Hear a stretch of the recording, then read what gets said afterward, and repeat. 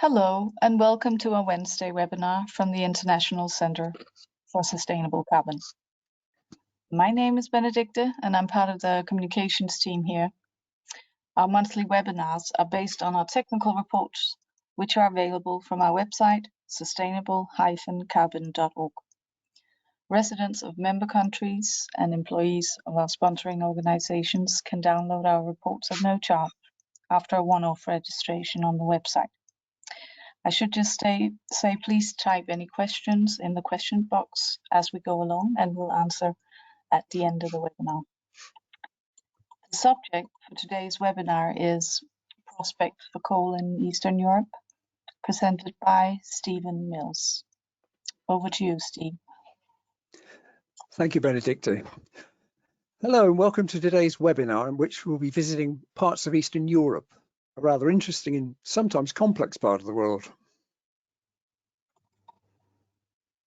So today I thought we'd start with a brief look at parts of the region and the current situation regarding coal and its use for power generation. We'll look at which countries rely most heavily on coal for their electricity, and why coal power remains so important for some of them. Then we'll touch on some of the issues associated with its use, such as environmental impact, and what's being done to address this. We'll then examine a few case studies of countries where coal power remains an important part of the energy mix, and what might be developed in the coming years. And finally, we'll try to draw a few conclusions on what's seemingly becoming a constantly changing world, especially when it comes to electricity generation.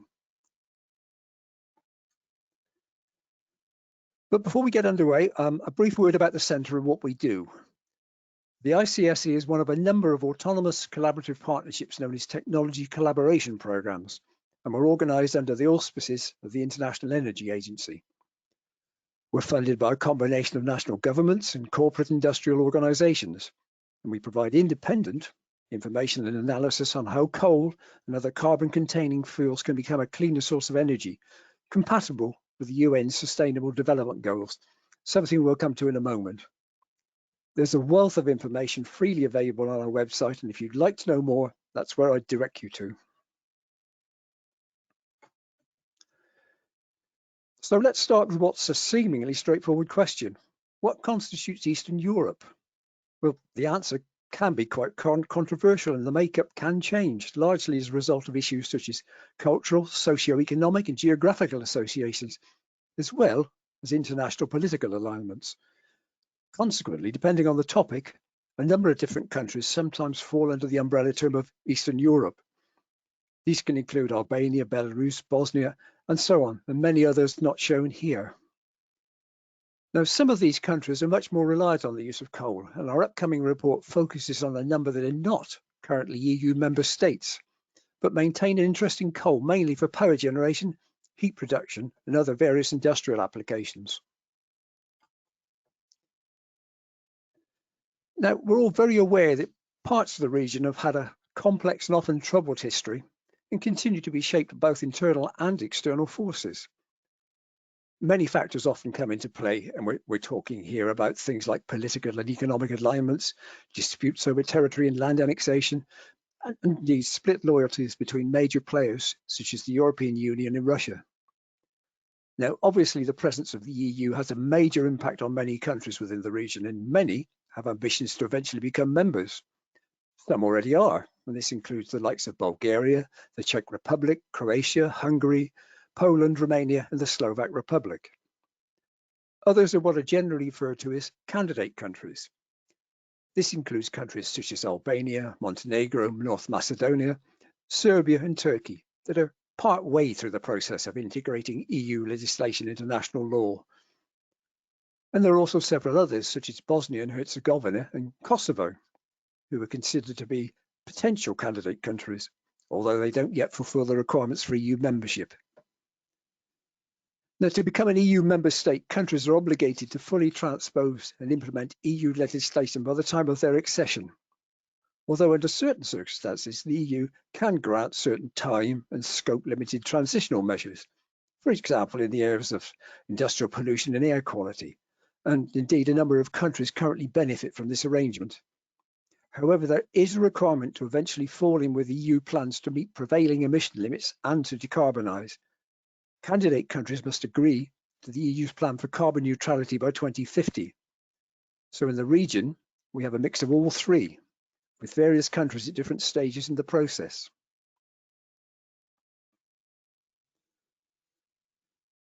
Now, many Eastern European countries have traditionally relied on hard coal or lignite for at least part of their electricity supply.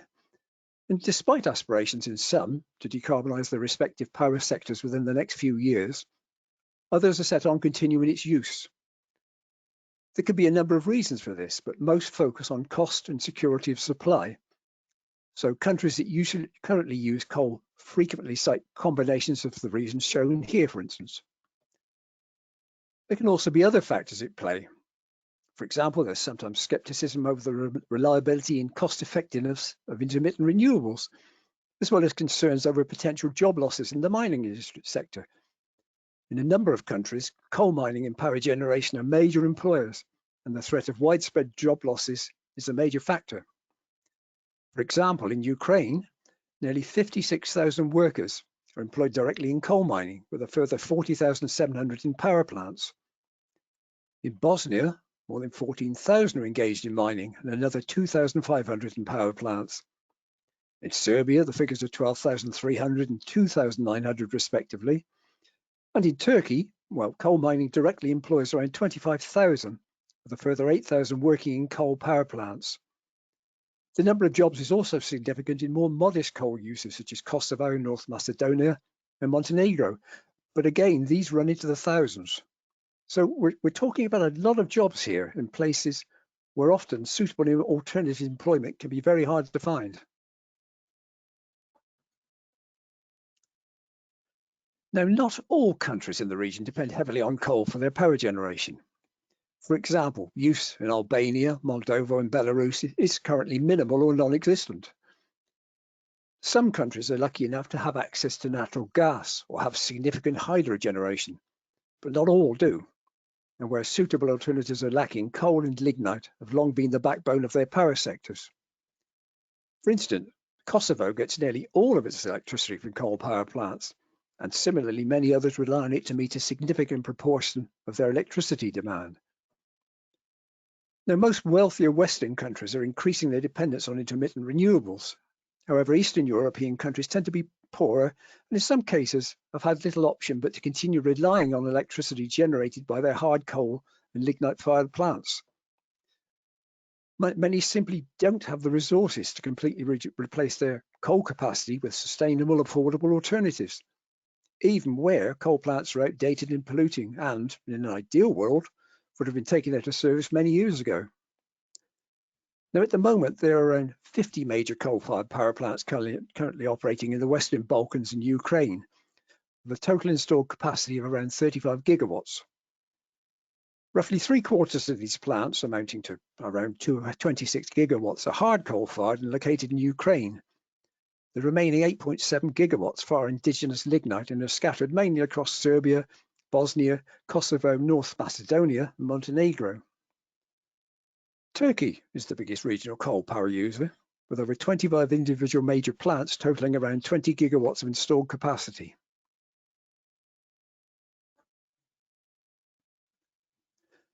Now, in 2016, 17 Sustainable Development Goals, or SDGs, of the UN's 2030 Agenda for Sustainable Development came into force.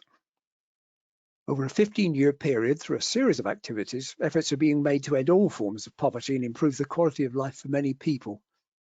And this is something that we here at the ICSC do our best to promote and encourage, partly by disseminating and sharing knowledge about environmentally relevant technology developments. The UN goals call for action by all countries to promote prosperity while protecting the planet. They recognise that ending poverty is linked strongly with economic growth and development, but that climate change and environmental protection must be factored in. SDGs are being implemented via countries' own sustainable development policies, plans and programmes, and they will provide direction and allow national plans to be allied with their global commitments. Now, in some situations, such as a number of Eastern European countries, as well as improving energy security and independence, the deployment of coal-fired power technologies, and we're talking here mainly about modern clean coal technologies or high-efficiency, low-emission systems, or HELE, can help meet a number of SDG aims. And the most relevant goals are summarised here. So modern coal power can help meet many of the points we've talked about in the previous slide, such as allowing indigenous energy resources to be used for power generation. Not all countries in the region have the luxury of a diverse range of affordable energy sources, and this is often limited to reserves of hard coal or lignite. Modern HELE plants already have an established track record in many other parts of the world. They've been shown to be capable of highly efficient, flexible operation, while producing very low emission levels. Modern plants also offer the possibility of adding carbon capture systems in the future, and many are now built with this in mind. So there are some compelling reasons for respective governments to consider coal as part of the solution to driving economic development and addressing issues of energy security, cost, reliability, and of course, minimizing external influences. And this is something we'll come to shortly. In short, coal power no longer has to be antiquated and polluting. So modern clean coal technologies can provide affordable clean energy, but unfortunately, as we've mentioned, not all of the power plants in the region are up to this standard. Many have suffered from low investment, poor maintenance, or are simply based on obsolete technology. As a result, their efficiency is low and emissions often way too high. And it's not unusual for emissions of SO2, NOx, and particulates from some plants to exceed permitted limits. In fact, the environmental impact of coal power plants in the region as a whole is often highlighted as an area of concern. SO2 and particulates are the most frequent and persistent offenders, and these have been flagged up as a particular problem in Bosnia, Serbia, and North Macedonia, for example. Of course, airborne emissions don't end at a national border, as they're inherently transboundary and can easily spread across neighbouring countries. Now, many Eastern European countries have signed up to the EU's Energy Community Treaty that came into force in 2006. This includes the likes of Albania, Bosnia, Kosovo, Montenegro, North Macedonia, and Serbia. The treaty aims to integrate energy markets in the region with that of the EU and apply appropriate environmental legislation in the energy sector. Membership commits countries to adopt stricter emission standards, and of course, this includes commitments to reduce pollutant emissions from coal power plants. However, emissions from some plants often exceed the ceiling agreed with the energy community, and there have been numerous cases of non-compliance that haven't been rectified by successive governments. And finally, even though there are a number of EU candidate countries that hope to eventually become full EU members, the process is proving particularly difficult for some, as they intend to continue using coal for at least part of their power generation mix for the foreseeable future. This may take the form of new coal power plants or possibly the modernisation of older capacity that ideally should be closed down. The problem is that the electricity they generate is vital to the respective economies. Of course, in a number of cases, the adoption of modern high-efficiency, low-emission coal-based technologies would eliminate much of the problem, and at the same time, it would also meet growing demand by providing us a reliable, affordable source of electricity, a prerequisite for any real form of social and economic development. But some progress is being made within the region to clean up older coal plants by equipping them with flue gas desulfurization, low NOx burners, and improved particulate control devices. These are welcome developments, but there's still much more to be done in the region as a whole. Now, we just mentioned the fact that a number of outside players sometimes try to exert influence over various aspects of life in the region, such as government policy. This can take several forms, but of particular importance to many countries in the region is the two-way trade and inward investment into the energy and other major sectors. Now, as we all know, at some point in their respective histories, many individual countries have had bouts of political and civil unrest, conflict, and financial crises. Partly as a consequence, to varying degrees, several major players have become increasingly active, seeking to extend their political and economic influence within the region. And this has included the likes of China, Russia, the USA, Turkey, Italy, and several of the Gulf states. Now, Each has a somewhat different agenda that encompasses combinations of political, economic and security issues, and has tended to focus their attention on specific countries. However, having said that, the EU and its member states together are by far the largest donor and investor in much of the region. But the EU plans to phase out coal power within the bloc, and that's meant that countries that are not currently member states have been forced to find alternative funding, especially for coal-based projects, and some have been turned increasingly to outside sources, such as China. Now, not all countries are pursuing the same route. For example, Kosovo and Albania view closer links with the USA as a preferable option, whereas Serbia and parts of Bosnia have been strengthening ties with Russia and China. In the case of China, their Belt and Road Initiative investments in the region have included coal-fired power projects in Serbia, Bosnia and Montenegro, and there are further projects also proposed or in development in countries such as Ukraine. Now, Russia has long had close relations with a number of regional countries, although its investment in the region has tended to be motivated predominantly by political and security factors. Much of its investment is being directed mainly in the energy sectors, for instance, Serbia and Bosnia. Of course, Russia's main role in the region is as an energy provider, be it oil, gas or coal, and it's effectively the sole energy provider of places such as Bosnia and North Macedonia and Serbia. Russia has huge fossil fuel reserves on which many European states already depend heavily, and this is one of Russia's most influential instruments in the region. Now, the provision of funding and energy sector expertise from outside players can play a significant role in how energy projects are developed and the types and scale of technologies made available. So in the past, China, for example, has provided funding for various projects, but this has often involved almost exclusively Chinese expertise in manufacturing companies.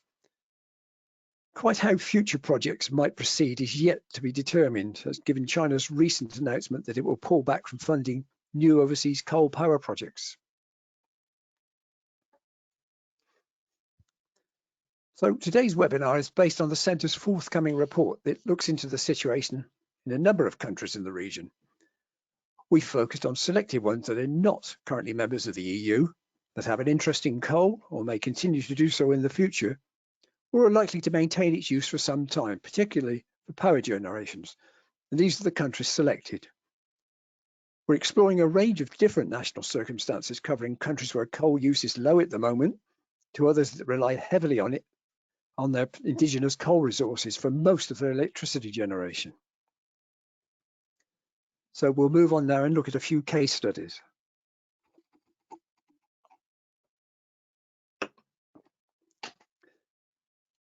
So first one we will look at is Turkey. So what's been happening in Turkey recently? Well, despite the COVID pandemic, the economy has generally prospered. In fact, it's done better than all OECD economies apart from China. And even in these difficult times, electricity demand has continued an upward trend. Around 88% of Turkey's energy and 70% of its electricity is provided by fossil fuels, and the country depends heavily on imports of oil, gas, and hard coal. Coal is the main indigenous energy resource. The bulk of this is lignite, although there are also some smaller hard coal resources, both of which are used extensively. Now, in order to reduce the high energy import dependence, the government's been incentivizing the greater use of the country's coal, particularly for power generation. And according to the latest government energy development plan, the intention is that this will continue for the foreseeable future.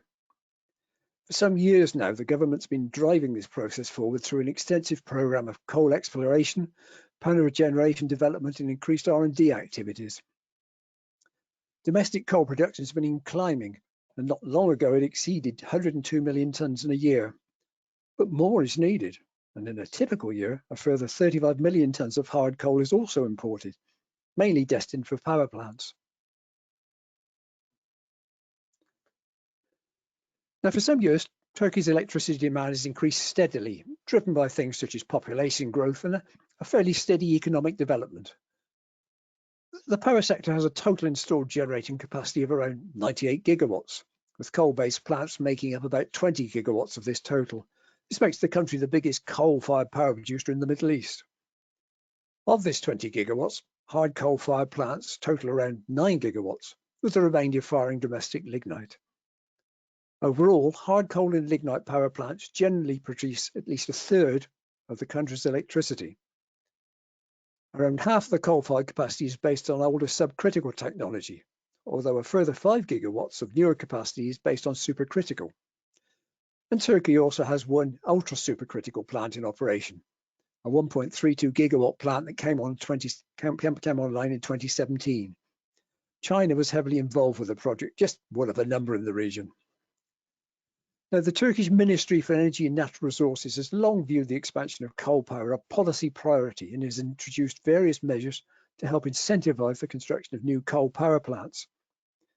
But unlike many other countries, Turkey only recently ratified the Paris Agreement, so it'll be interesting to see exactly what impact this might have in the coming years.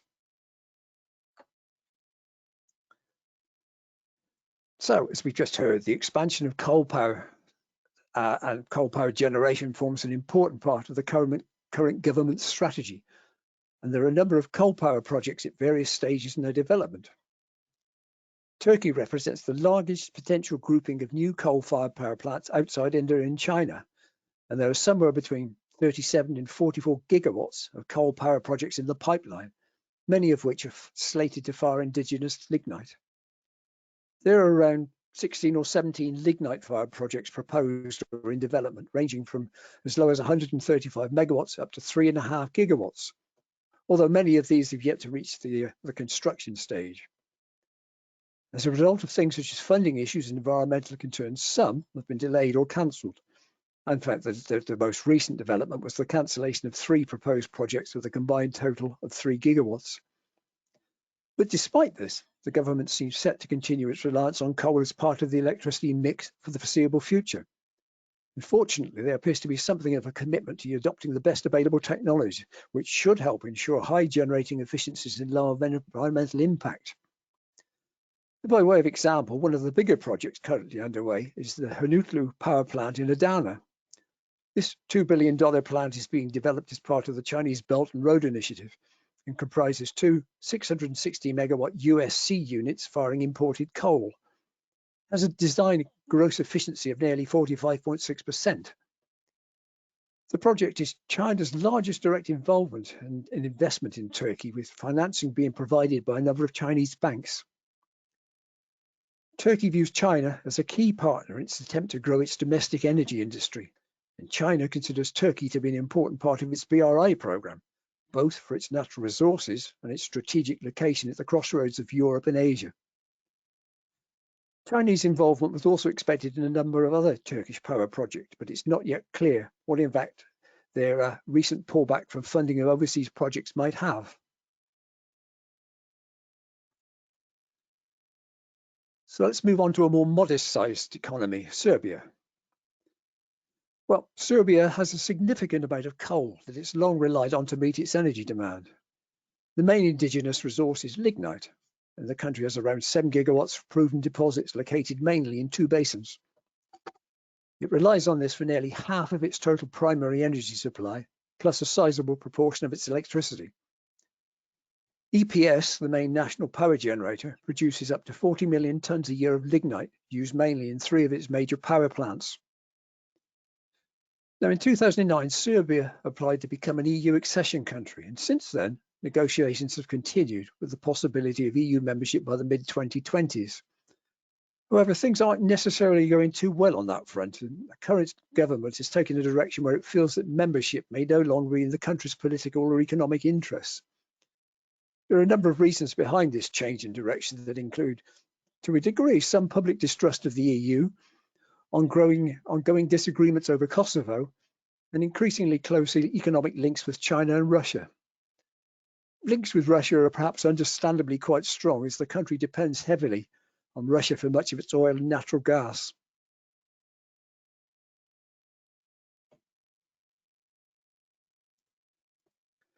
Now, nearly 3/4 of Serbia's electricity is generated by power plants firing indigenous lignite.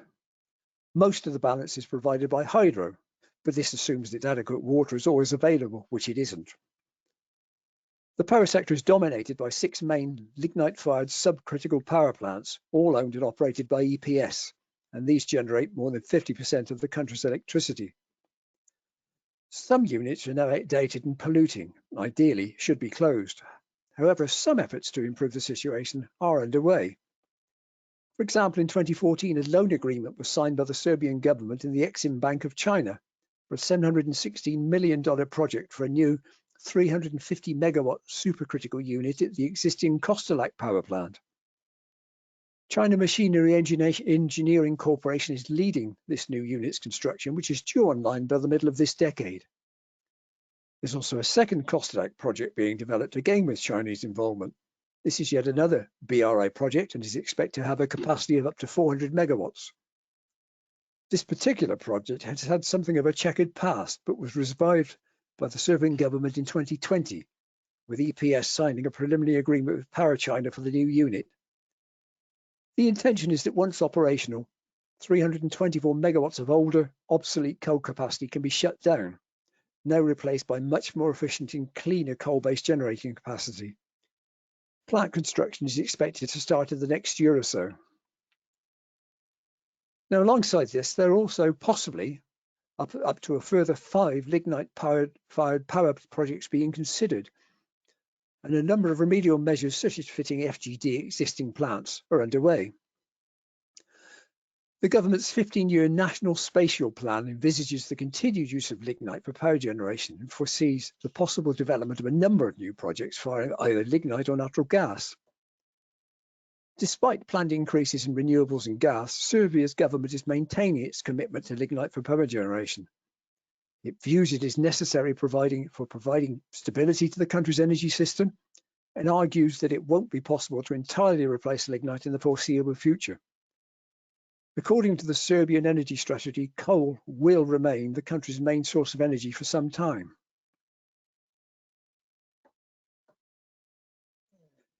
So we'll move on to Bosnia-Herzegovina. So what's the country got in the way of energy resources? Well, it has no natural gas extraction facilities and depends heavily on gas and oil imports, mostly from Russia. It does have some hydropower, but more importantly, it has around 5.3 gigatons of lignite reserves, with a current production of around 7 million tons a year, some produced by state-owned enterprises. Perhaps unsurprisingly, most of this goes to the power sector, and the country has 5 lignite-fired power stations with a combined installed capacity of 2.2 gigawatts. These plants are generally responsible for producing around 2/3 of the country's electricity. Once again, the problem is that much of this capacity is outdated, with most of it coming online between the 1960s and 80s, with the exception of one supercritical unit, all are subcritical. Consequently, much of it's of limited efficiency and in need of improved emission control systems. Most struggle to meet EU emission standards. But having said that, some efforts are being made to address this problem.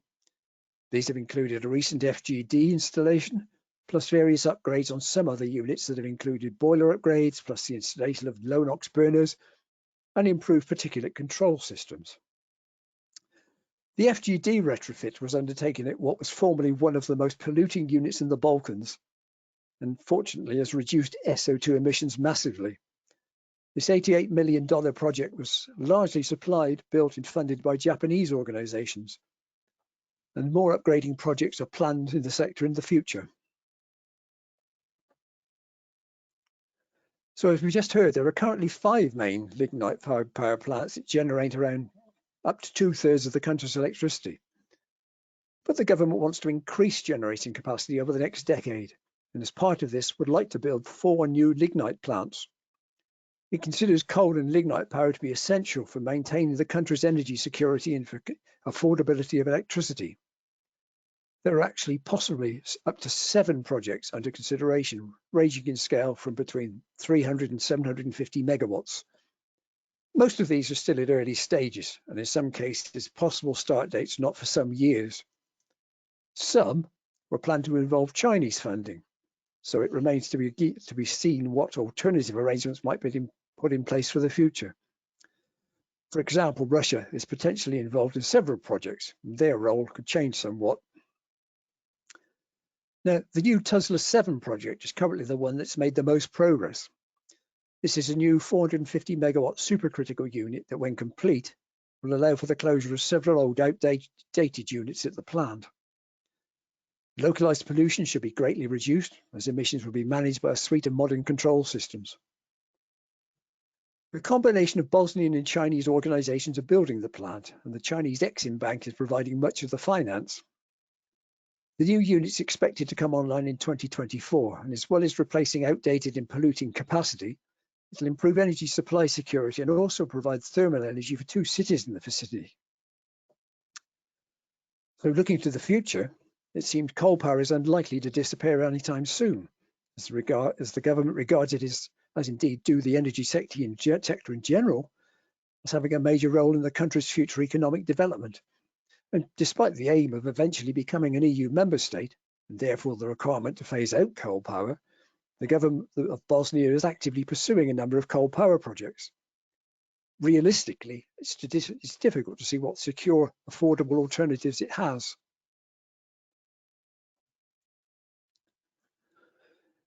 So, just to wrap things up, what does the future hold for coal power in the region? Well, a number of countries are facing rather conflicting requirements. On the one hand, if they want to eventually become EU member states, they'll be obligated to meet prevailing EU emission standards and to move towards decarbonisation. So governments will be expected to phase out coal, but at the same time, somehow continue to provide affordable, reliable electricity to their respective populations. The problem is that realistically, in some cases, indigenous coal is the only affordable energy resource available. And this, sometimes coupled with a lack of funding and expertise, makes switching to alternatives much more difficult than for their Western counterparts. Fossil fuels currently generate a combined total of nearly 2/3 of the electricity in Albania, Bosnia, Kosovo, Montenegro, North Macedonia, and Serbia. Much of this is coal-based. As we heard earlier, nearly all of Kosovo's electricity comes from coal, and a number of others, such as Serbia and Turkey, also rely on it for a significant amount of their supply.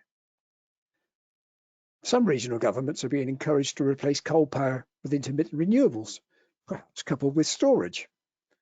But to achieve this at a scale needed to eliminate coal power entirely would be an expensive exercise, and many simply don't have the financial capabilities to do this at the moment. So what about a switch to natural gas, the other main alternative often suggested? Well, you only need to look at what's happening in Europe today as a whole at the moment to see that this isn't necessarily a straightforward option, one that has the potential to throw up even greater problems of cost and security of supply. So against this background, a number of countries within the region plan to stick with coal power for at least part of their electricity supply. In reality, they don't seem to have many options at the moment. So, as we've mentioned and touched on today, there are quite a number of coal power projects within the region as a whole. Some are more advanced than others, and it's a sure bet that not all of them will go ahead, even though in some cases the electricity they would generate would be much cleaner and sustainable than what's being produced at the moment. And various projects are at different stages in their development in countries such as Bosnia, Serbia, Turkey, North Macedonia, and Ukraine. So in some Eastern European countries, coal power won't be disappearing anytime soon. And in terms of future developments, it's likely to take 2 forms. On the one hand, as we've touched on today, there are projects for new coal units being developed or proposed. But alongside this, there are also plans to keep some older capacity operating. In the past, there have been a number of proposals for new HELE-based plants in the region, but largely because of the EU's anti-coal stance, the requirements of the Energy Community Treaty, and financing restrictions, many failed to proceed. Ironically, the result has been that some obsolete polluting capacity has had to be kept online, and meant that in a number of cases, utilities have been scrambling to refurbish outdated units and reduce emissions from plants that in an ideal world would have been replaced. A clean, efficient, modern plant would have been a much better, preferable alternative. But put simply, governments have had little alternative in order to keep the lights on. However, there are a number of projects planned or proposed in the region, some of which we touched briefly on today. Now, with regard to upgrading older capacity, a number of existing plants have been suitably upgraded and modernised through things such as boiler modifications, the installation of new burners, improved heat transfer systems, and so on. And this has sometimes been accompanied by the installation of new emission control and waste systems. But at the end of the day, they'll never be as clean and efficient as a new HELE plant, and their age and configuration makes it unlikely that most would be suitable for the possible deployment of carbon capture systems at some point in the future. Of course, the situation's recently become more complicated given China's announcement that it intends to pull back from funding overseas coal power. Chinese funding has been a component of at least some proposals in the region, so it'll be interesting to see how things pan out in the coming years and whether alternative sources of funding can be accessed. But despite all of this, coal power in some parts of the region is unlikely to disappear anytime soon, but we shall have to wait and see just how much of this is based on new technology or on suitably modernised and upgraded older systems. The situation continues to evolve, and a number of governments are facing conflicting requirements focused on meeting requirements to reduce plant emissions, but at the same time find affordable ways to keep the lights on in their respective economies. Well, that brings us to the end of today's webinar. I hope you found it of interest. The Centre's report on this topic will provide much more detail and will be published during the early part of next year, so please keep an eye on our website for any developments. Now, before I end the webinar, I'd just like to mention our Knowledge Partners Network. The ICSC plays an active role in an extensive network of organisations who are involved in work that's relevant to our own. This largely informal association means that we can all share information and results, especially on the best means for reducing environmental impact of coal and other carbon-containing fuels, and enhancing energy security in many regions where it's readily available. If you follow the link shown here, you'll be able to get information on our activities and that of each of our partners, plus their particular areas of interest and expertise. As you'll see to date, this growing network has more than 100 organisations from 21 countries, and the number is growing steady. It will be a pleasure to welcome you on board. Well, that brings us to the end of today's webinar. I'll see if we have any questions here and do my best to answer them.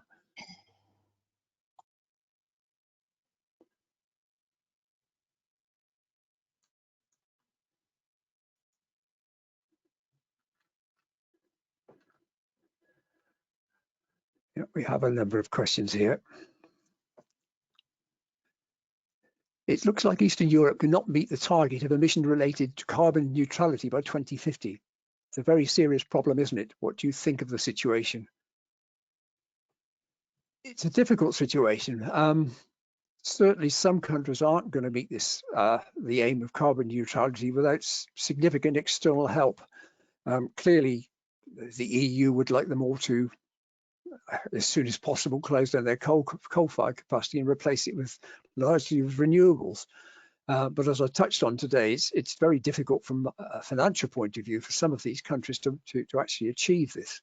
It's an expensive option to replace a large baseload power station with perhaps intermittent renewables and storage.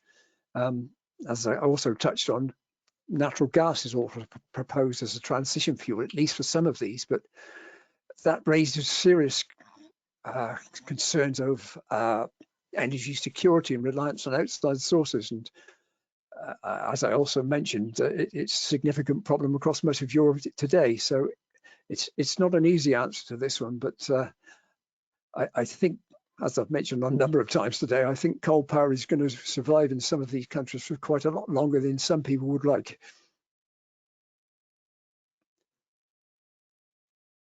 Let's move on to the next questions. Would you agree that the future prospects for coal power depend on enabling carbon capture? And if so, setting the cost to one side. What are the prospects for HELE CCS plants and practical CO2 storage in the region? Very interesting question.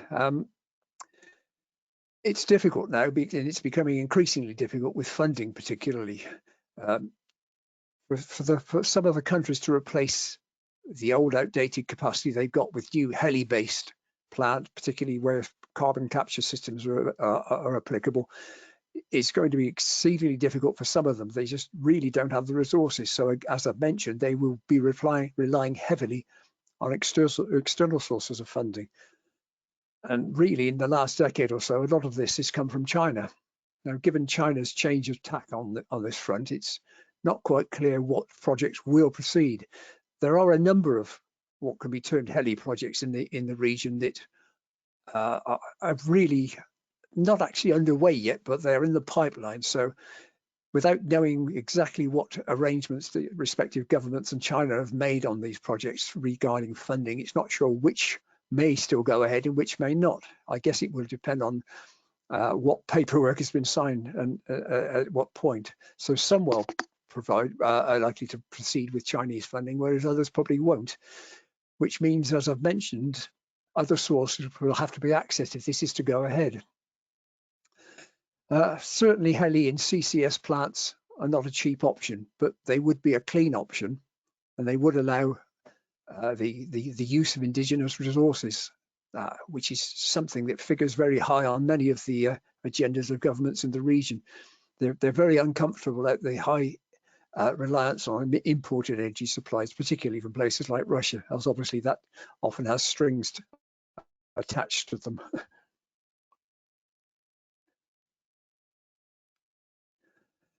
And on a similar tack, we have, are there any outside countries or other bodies providing finance for new renewable electricity generation? Well, renewable sources, funding for renewables is available from many sources at the moment, a growing number, in fact, and that includes China.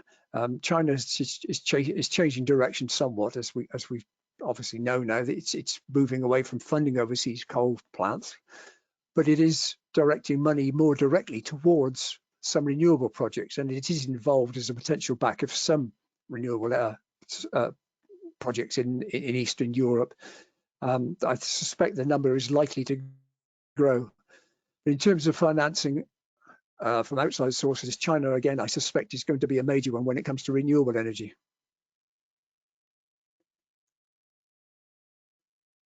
How about the situation in Greece?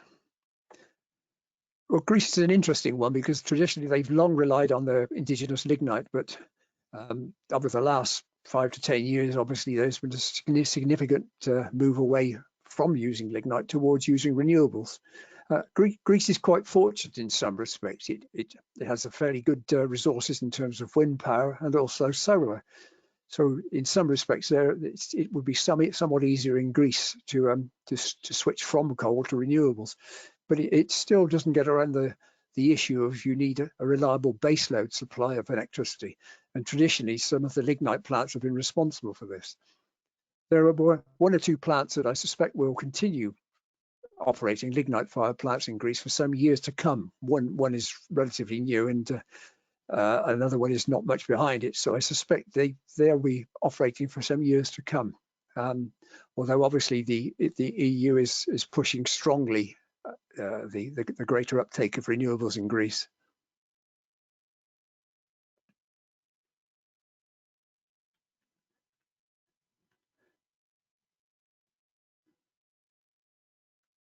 Sorry, this is quite a long one here.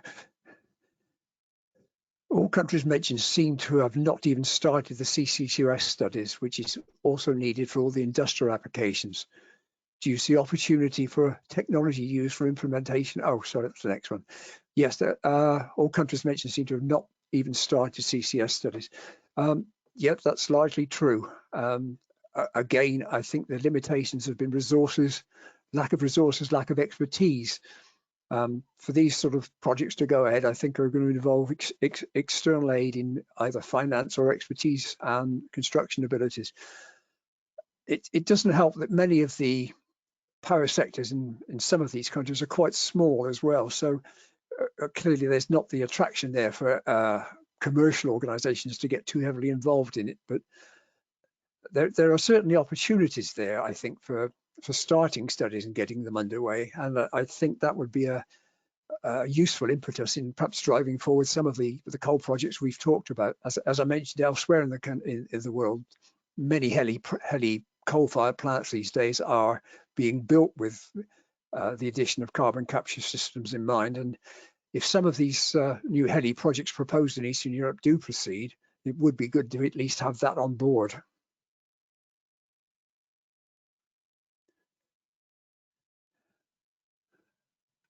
Bear with me. It's known that renewable electricity sources such as wind and solar have a variable character. From this point of view, and for reasons of security of power supply, gas, coal-fired power plants should be considered in the energy mix, at least in the medium term, in some countries, including Romania. Absolutely, as I've mentioned several times today, renewables are fine. They all have a place to play, a part to play. But when it comes to replacing the output from, say, even a moderate-sized thermal power plant working on base load, it becomes a very much more difficult and expensive and unpredictable process. It certainly impacts on security of power supply, as the questioner here has mentioned, wind and solar in particular. Obviously, all the wind doesn't always blow and the sun doesn't always shine. It really depends on the day how kind the weather is feeling. So from that point of view, it can be an issue. What I have found of interest is that some of the countries within Eastern Europe are now looking more towards the potential for co-firing biomass in coal-fired power plants. And this is something that's been increasing in different parts of the world at the moment. For instance, there's a strong push in India at the moment to start co-firing agricultural residues, possibly up to 10% in certain coal-fired power plants. And I think this is an option that's now being considered certainly in some countries in Eastern Europe.